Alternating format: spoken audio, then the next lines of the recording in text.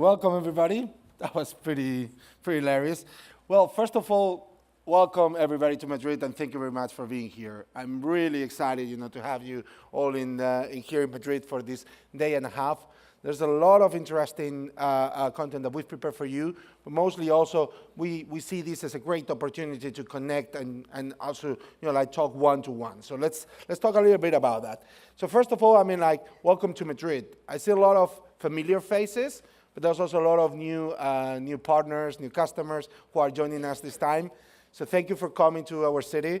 I hope that you get to enjoy. We're going to have some very good weather for the next 2 days. So I hope that you get the opportunity to visit the city. I want to tell you a little bit about it, but before that, also introducing who is coming to CARTO locations. So you're going to be seeing, in the crowd, we are inviting our partners, integration partners. We're going to be seeing our data partners. You're going to be, there's a lot of our customers, and there's a lot of our own team, the CARTO team in here. So the goal really is that you have a little bit of every of different stakeholder on the CARTO community. And there's a great representation of you. Again, 300 people, more than 310 is the last number that we got.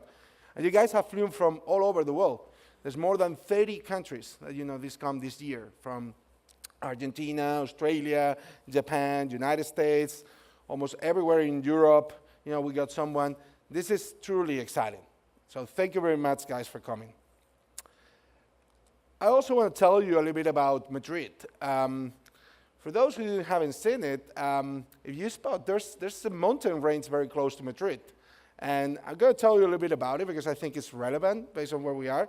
But most people don't know, actually, that we have mountains close by to Madrid, and there's actually ski resorts in Madrid. There's 3 ski resorts in Madrid, and they were open until last weekend. So it's been really fantastic ski season. So I really invite you to explore our city and learn about its surroundings. I'm actually from Madrid, so I'm very biased. I think it's one of the most exciting cities that you can find in Europe and in the world. So very proud of it to have you here. In particular, you are close to the river. That river that starts at those mountains that I was showing you before. This is called Rio Manzanares. It's one of the most important features of the city. And when I say it's one of the most important features, it's only recently because of a very huge project that just happened very close to here in the river called Madrid Rio. The city has been for a long time not really taking care of his river. There was, in fact, a huge highway passing through the river. You can see here on the left, this is how, the surroundings of where you are look like. There was a massive highway, the M30, that was actually, cutting access to the river. So for a long time, the city was just not looking at the river, just ignoring it, blocking it. You couldn't really go to it. It was always blocked by traffic. And that changed around 10 years ago. It really finished in 2011 with this huge project called Madrid Rio. It's, you can see the before and after. It's massive. They've put all the traffic inside tunnels. In fact, actually, this project represents the largest tunnel system in Europe. It's 45 kilometers of tunnels, and all that traffic is now under the earth, right? And on top of that, they've made this incredible park that you can visit close by. Look at that. It's just incredible transformation, right? And that has really changed the way that the city looks at the river and the way that it uses this space. It's an incredible transformation. Again, 2 minutes walk from where we are. I invite you to actually have a walk after. This is the whole project. It's an entire section of the river with many parks. There is art exhibitions. There's different museums, different sports facilities. It's a really, really interesting project. So if you have time, just give it a visit. There's a lot of nice, also historical bridges, and a lot of historical features. It really worth is a visit.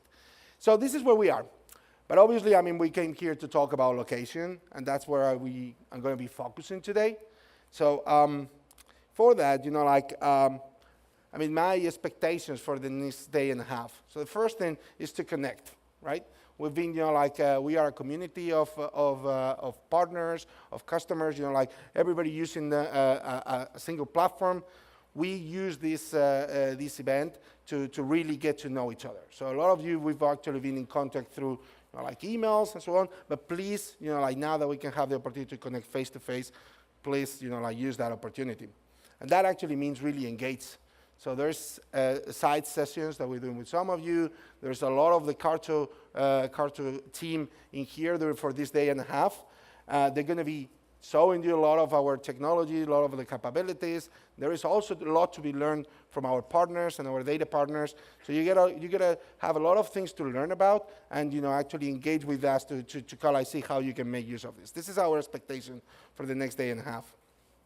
But before that, I mean, like, what is really, why we think is the big transition, or what is really changing? And Ian was talking about it.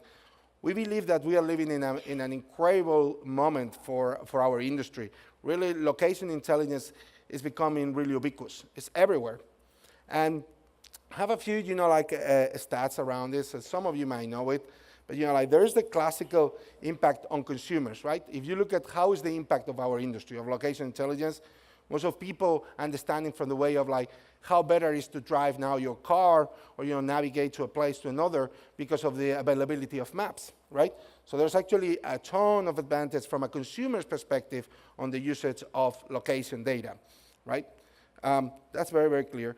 There is obviously also very massive impacts in society in terms from the business that is produced because of location intelligence, but also things like reducing the CO2 footprint, right, by driving less, reducing the times that it takes for emergency response. All those are kind of well-known impacts that geospatial is having on our society. But I think one of the things that is really less spot on is the impact on business, and it's huge. It's actually, there's a very interesting report that analyzes it, and they consider that there's a 5% increase on revenues or dismisses and cost by organizations that make use of location intelligence. And that is on an industry that touches 70% of the global GDP. So we're talking about every time that we are doing an optimization, or we're doing a model to figure out what it will happen if we do something, this is producing a massive impact on those organizations, 5%. So really, there's never, I think, been a better moment to work on this industry. And we're seeing it all the time at CARTO. I mean, from site selection to pollution monitoring to territory management. I mean, we count more than 50 different use cases right now on our platform, and it just keeps growing and growing. This is a very horizontal industry. You guys work in many different sectors, and you are looking at applying these optimizations, these modelings into many, many different use cases. It's very, again, very horizontal, and it's just finding its way in many, many different verticals. So those are just a few, I mean, that we wanted to highlight, but we just keep seeing more and more. And why is that exciting? I mean, so the first thing, why is that happening? It really is, from our point of view, is because there's never been more location data available. Really, when you want to perform an optimization or a model, when you want to do location intelligence, having data available is the most important part of the whole process. And right now, there's more data than there's ever been. So for me, from my point of view, I think we are living the golden age of geography. There's never been a better moment to work, if you are interested in geography, to work on this space. Because we know better than ever where things are, how do they move, how they connect. It's kind of really like any geographer's dream that we're living today. So I want to put you a little bit of an example of how this is really transforming our industry.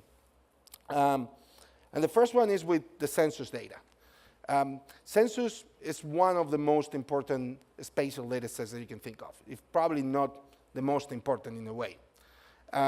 It really helps us to know where people, the demographics, where people live, it helps us to prioritize our public investments. It helps us to take decisions from the private sector about where to invest.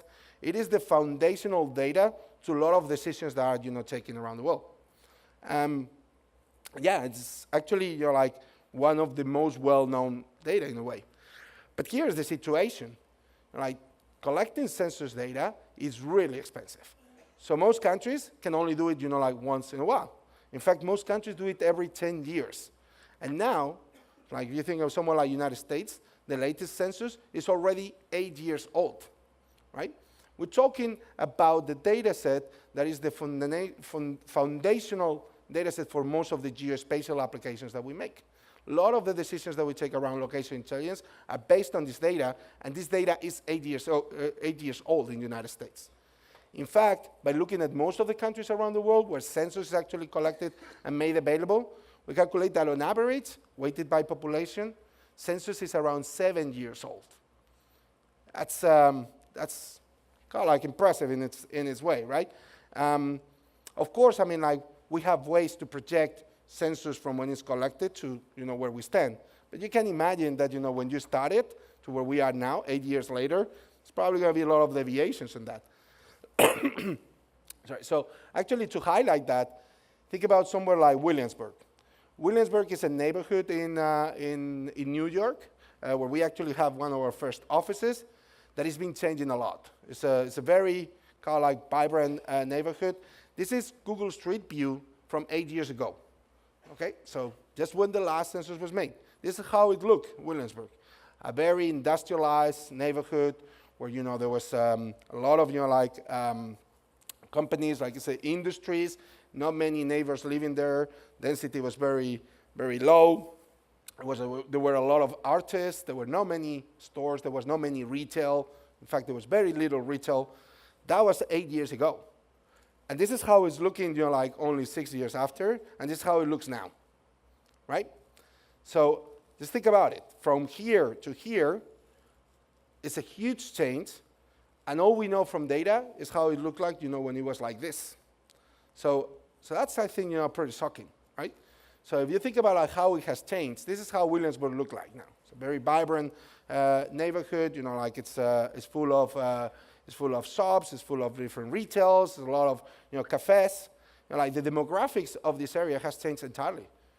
And if you're going to make any analysis about how to invest or how to actually do something in Williamsburg, you better don't use the, like the census data from 8 years ago, because it's totally wrong. Even if you project it, it's very likely that that projection is not as accurate, probably as it's not even close, to the massive change that has happened in this neighborhood. And we know that this is just kind of like getting faster and faster. Neighbors, cities are changing now faster than ever. I mean, probably New York is one of the fastest changing kind of like cities in the world. But we see like change like happening faster now everywhere. So the whole idea of like having to base our analysis on a 10-year-old data set sounds a little bit scary to a minimum. Now, think if we could do it in a different way. So think if we could actually derive census data from real time. If we could actually know where people are and the demographics almost in real time. Like how different will that be, right? What are the possibilities that will open, right? And this is, like what we are going to be hearing, you're going to be hearing over this day and a half. So a lot of the, how we could change, the traditional way that we've been doing geospatial analysis and location intelligence into a new way that is much more live. What will be the possibilities if we know that? You're looking at here at actually aggregated data from apps, from GPS collected through apps, that is telling us density of population for a full day in the United States. And we can collect the data now every 15 minutes, right? How much it will change the way that we think about doing this type of analysis. So this is the first thing that I want to tell you about, and you're going to be hearing a lot during this day and a half. We're actually partnering with some of the kind of like most well-known companies in the world that are collecting location data, and we're going to make it available to the CARTO community in the form of vector tiles, APIs, and data sets through Data Observatory. So that's very, very exciting for us. You're going to be hearing a few of the talks during this day and a half from them, from Vodafone, MasterCard, Waze. We really want you to kind of like look at what is possible in there. Because we think having access to a real-time census like we can generate with something like Vodafone and MasterCard is going to be totally a game changer. Having information on real time about the traffic status for cities, being able to model, what it will happen if we do different kind of like projects in the city, I think it's going to be like a massive, like change for the way that we think about projects. I'll talk that in a minute. There's also, we announced a partnership with Mapbox and TomTom, at the beginning of the year. So there's also more location-based services, like base maps and geocoding and routing that we're integrating into the platform. And there's also, like more satellite, from providers like the Globe to complement, like on our traditional kind of like industry. But just think about like these new players. This type of data that we were not thinking, like as location or GIS professionals, like a few years ago. So, so that's very, very exciting for us. It's just a little video of using actually the data from Vodafone. They was talking about like demographics and understanding, like foot traffic. So we are putting that data in a solution that we call Vodafone Analytics that allows retailers to understand the foot traffic, that passes, in front of their stores, right? So giving them where is this traffic coming from, like where is they going after, what are the demographics. Just think about like the power of that if we actually, again, we know that this data can be updated every day, right? So this whole application is actually using already these location data streams coming from Data Observatory. So we process this as vector tiles, and you're going to be learning a lot about how to leverage that during this day and a half. Now, obviously, we had about this. Obviously, the first thing that comes, the elephant in the room. I mean, you cannot say that we had it because we started with that, right? It's around data privacy. How is that, like, kind of like, conflicting, with something that it's more, I would say, like relevant now than ever, data privacy. So I want to talk a little bit about that for you today. How do we handle that? Because I think we believe it's very, very important. So the first thing I want to kind of like, tell everybody here in this audience is that we do not store personal data. So our goal as a company is to create important data sets like foot traffic without compromising the personal data that is contributed by the users. In fact, for us, it means that in our infrastructure, we do not get to see the personal data. And we do that by actually partnering with those data providers to ensure that aggregation and anonymizations happen at the source. So when it gets to CARTO, it's already processed in a way that is not, is not exposing any personal data. So that's the first thing I want to tell you. But I also want to tell you a bit about how do we anonymize. So the first part of not handling personal data is ensuring that we cannot actually connect the data with the creator. So we might know how many people are in this area, but we don't know who they are. And most important, we're not able to trace back to, to target you. So don't expect on CARTO Data Observatory data sets that will allow you to do targeted advertising, right?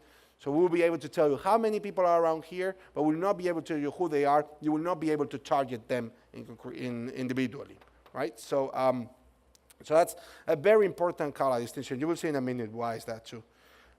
The second is how do we aggregate, right? So one thing is that we remove your identifier, your your device identifier, your telephone number, your credit card.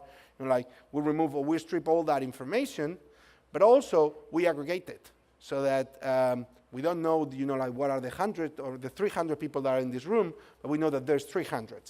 And there's different ways that we aggregate that data, and that we actually then make it available on Data Observatory. So the first one is the most well-known. We just grid it, right? So we do different resolutions of grids, and you have access, to demographic information and population dynamics just through an aggregation of a simple grid. That's a well-known form of aggregation.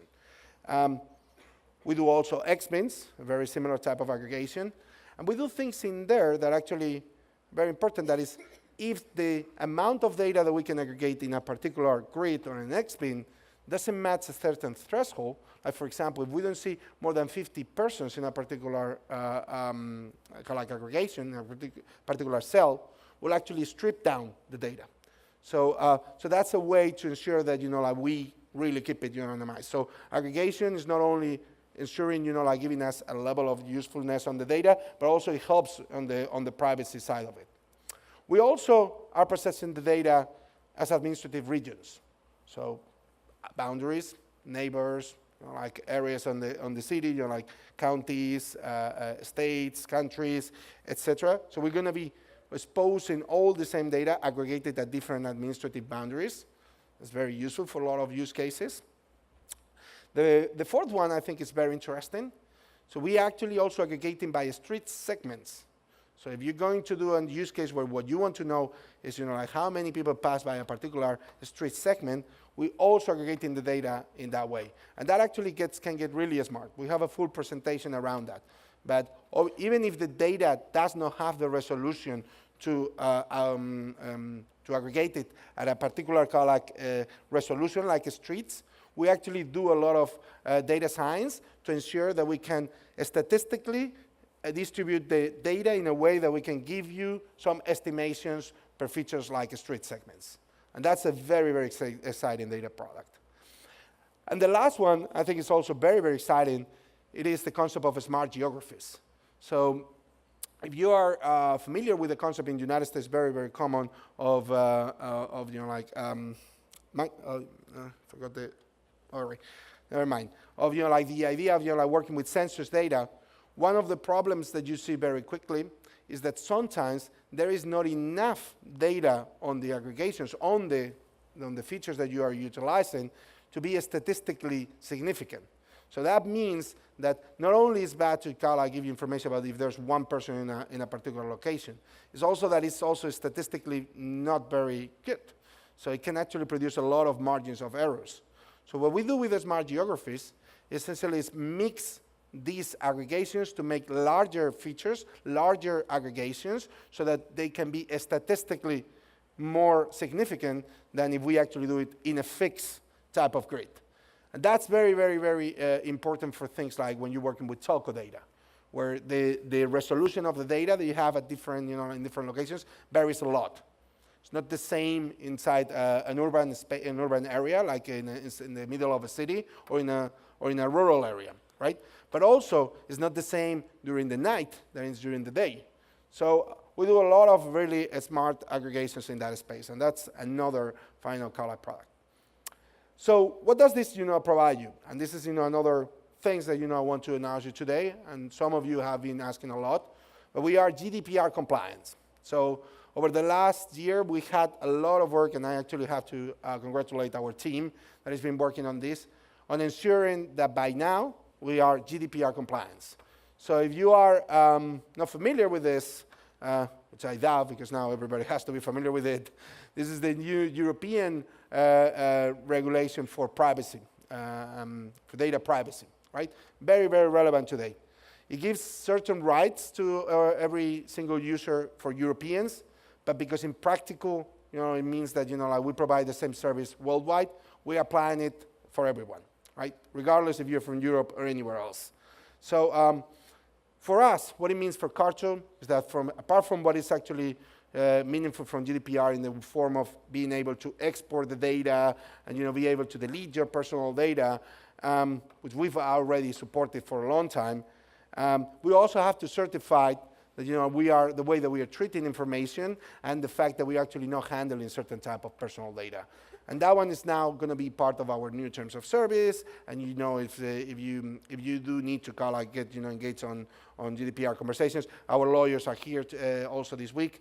So I think that you will find that very, very important. So very excited about that. All right. So but coming back, what does this give us, right? Now that we know it's safe, now that we know that we do work with this data in a responsible manner, what are the things that we could be doing with it? And that's, I think, what is most exciting, right? What is the opportunities that it opens? And to me, really, there is two main changes on the way that you think about location intelligence or geospatial analysis. So first one is how can you think about any location problem, how to solve any location problem if you had access to always updated data. So that comes and solves the problem we were talking about data being 8 years old. How it is, how different will be the results of your analysis if you can ensure that the data that you're using is always updated. But more important than always updated or more precise, I think is the second part, for me, is the most exciting. It's what could you do if you know that the data is always going to be on, which means that not only you can analyze today, you can only do your model or your optimization today, but you can do it every day going on. You can continuously analyze. You can leave that analysis always on so that you can see how it changes over time. Is the decision that you're taking now the best one? Great. Is it, the best one over time? How is that modifying? That's something that we couldn't do before. The cost of data acquisition, was so high, and or so complex that you will not be able to think about like, okay, I want to take this decision, but I want to reevaluate it every day. It just wasn't possible. But now we can think about, like this type of, like analysis. Analysis where not only we tell you what is the best location to open a restaurant today, but how is that, location performing over time? How is that changing? And from my point of view, that's really a game changer. Cool. You're going to be learning a lot about that on a session that we have from Hannah and Wenfei from our team. Really, Carl, I recommend you to attend that session. It's going to be talking a lot about how we can use that type of data. So for me, really, this is a new area of reinventing GIS. So how is, like the type of analysis and the type of projects that we used to be doing on GIS, how we can do it now that we have these new data capabilities. And in a way, I mean, if you're part of here and if you're part of the CARTO community, you've seen that, like our approach to this is been giving you the tools and now the data so that you can actually overcome, solve these location problems, in an efficient way. And actually, over the number of the last years, we've seen an incredible amount of, applications being built and solutions being built on top of our platform. In fact, I mean, there is, by now, if it loads, more than 10,000 location intelligence solutions built on top of CARTO.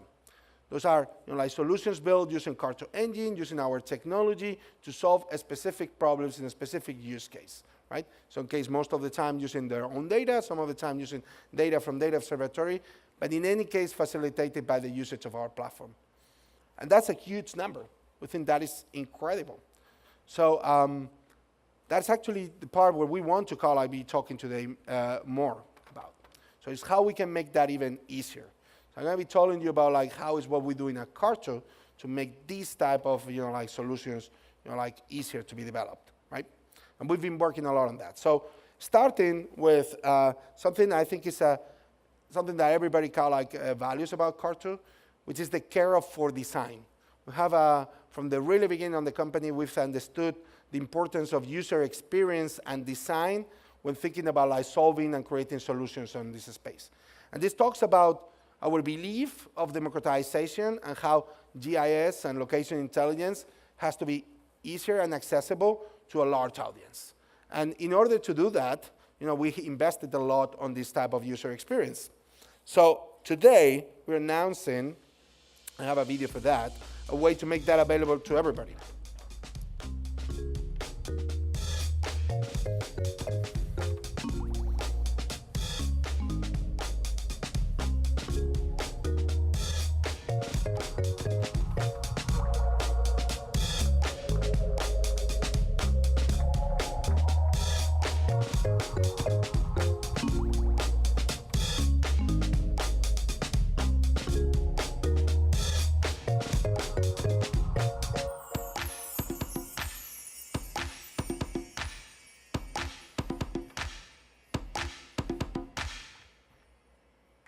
Cool.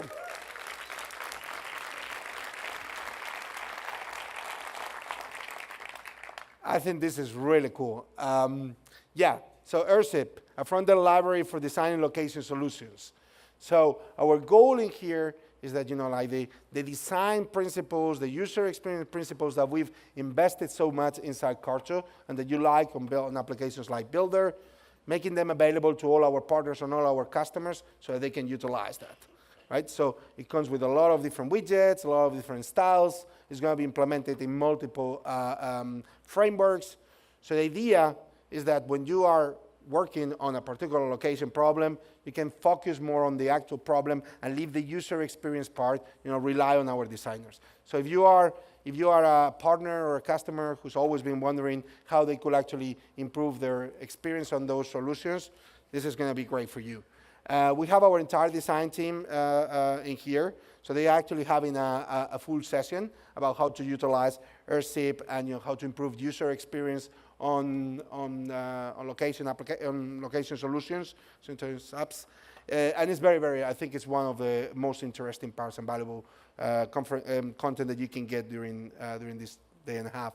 I think it's something that sometimes we take for granted, but user experience and providing an accessibility towards these solutions is what is going to make our industry accessible to a much larger audience.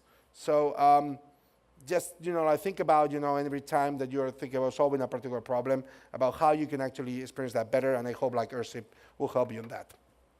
Great. That's the first thing. Second thing, we got a new version for CARTO.js, CARTO.js 4.0. So this is the library that you use for building the apps. It's the underlying framework, right? And it's it's the way that you actually kind of execute about comments to the CARTO platform and develop the applications with it. So it's coming, it's 4.0, and I also do have a little video for that.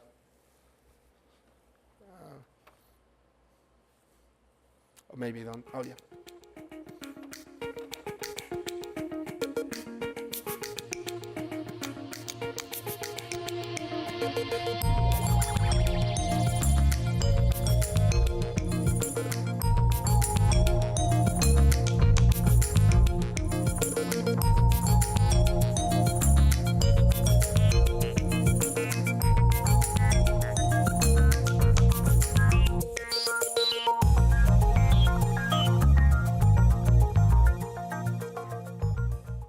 Great. So CARTO.js 4.0, also a very important upgrade, of our platform. There's going to be sessions around it. If you got questions, check it out. This CARTO.js and AirShip come to work together. So the idea is to provide a full solution for you to think about from the user experience all the way down to the programming of the interaction with that user experience. So those two tools come together. Next one, CARTO frames. We actually launched that, a few months ago, but we're actually revamping it in these locations. So there's going to be a full session around it. But we have a new versions of CARTO frames, the interface for data scientists for CARTO. So for us, really, in here is that it is a way to put CARTO in the hands of data scientists. That's how I want to say it a lot. There were a lot of data scientists already using CARTO for many different purposes. But when we talk to them, even with our own data science team, which happens to be also here, it was clear to them that they wanted to be using rather the tools that they use in their daily lives. And that actually happened to be a lot of Python notebooks. So that's the reason why we created CARTO frames. And now with this new CARTO.js and these new data sets that we're opening, all of that is going to be available on CARTO frames. So that's a new version of CARTO frames also coming available. The last thing I want to tell you, and we have a session for that, if you want to learn more about it from our great data scientist, Andy. The last thing I want to tell you, it's something that I'm very excited. It's the CARTO Developer Center. So it's CARTO.com/developers. So the goal here is to change, the way that we provide you documentation and the resources to make those solutions. So, I know that we have great integration partners here in our community. We always try to make our tools as accessible as possible, and we think that we will improve much more the experience for developing those solutions. And we are trying to centralize through an entire new experience that we call the CARTO Developer Center. So check it out. We hope it will make getting started with CARTO for developing solutions much easier. So yeah, so those are the three things, the four things, in fact, that I wanted to tell you about of new announcements. It's not going to play. Okay, right. So, but with that, what I wanted is to end up with just thinking about what is, like, with this type of technologies, what are the things that we could be doing, right? If you think about from everything that I talked today, what is the most exciting? I think it's this probably the things that we still don't know what we're going to be doing. What if you actually have access to real-time sensors data? What would you do different? And what if you could combine that data with something about like credit card, like financial information? What it will be the new indexes? What it will be the new type of analysis that you could be performing, right?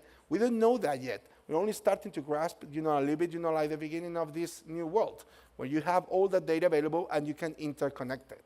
So for me, the most important during this day and a half in this area really is to learn from you about how do you think we can leverage these great data assets, like how, like our technologies can make it, like more accessible, how we can help on your day-to-day projects, but also, like think about like how we can rethink together what the future of geography, what the future of location intelligence is. So thank you very much. I really hope that you have a great, day and a half, and stay tuned for more announcements.